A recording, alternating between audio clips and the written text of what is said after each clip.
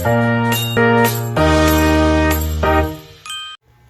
everyone, my name is Lionel C. Fresno. Today, I want to share with you what I learned about the values and that shape an entrepreneur. Based on my recent interview, I did it with a small business owner. These lessons really inspired me and made me think about my future TLE teacher. Last week, I had the opportunity to interview several businesses owner in our barangay. Based on my conversation with them, almost of their stories reflect the dedication, perseverance, and hard work needed to run even the small businesses. Though their stories were truly inspiring. Some started with very little, such as small eatery or just a few products to sell, and worked tirelessly even the day to support their families and grow their livelihood. From listening to their experiences, I realized that entrepreneurship is not just about making money.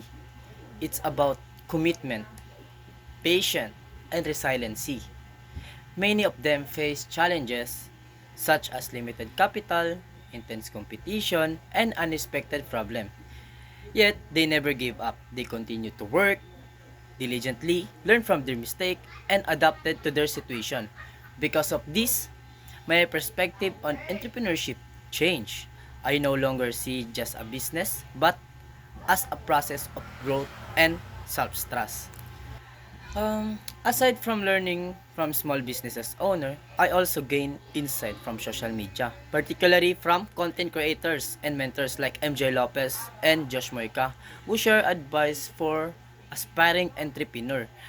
And one of the important lesson I learned from Josh Moica is the value of avoiding laziness and being disciplined. As he say, if you stay lazy, you'll never reach your dream. This reminds me that success, whether in business or in life, comes from personal effort and the willingness to face challenges. Reflecting on these experiences, I can see how my entrepreneurial mindset was shaped. Now, I understand that the foundation of success in business is not only about knowledge or skills, but also the value of perseverance, hard work, and being responsibility to run a business. So, this value are learned not only from the personal experience, but also by observing and listening to the experience of others. As a future teacher, so these lessons have a great significance for me. I want to share this insight with my students not only to inspire them, but to start their own businesses. But I also help them to understand that success comes from dedication and discipline by showing them a real life situation and guiding them to develop these values. I aim to teach students practically life skills that go beyond the classroom. In the end, my interview with the small businesses owner and inspiration from social media have changed my perspective on entrepreneurship.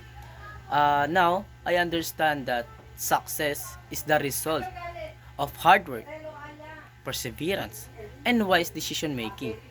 As I look forward to my future as a teacher, I am inspired to share this lesson to guide my students in becoming diligent, resilient, and ready to face any challenges in life.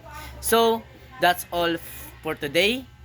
Thank you to watching my video.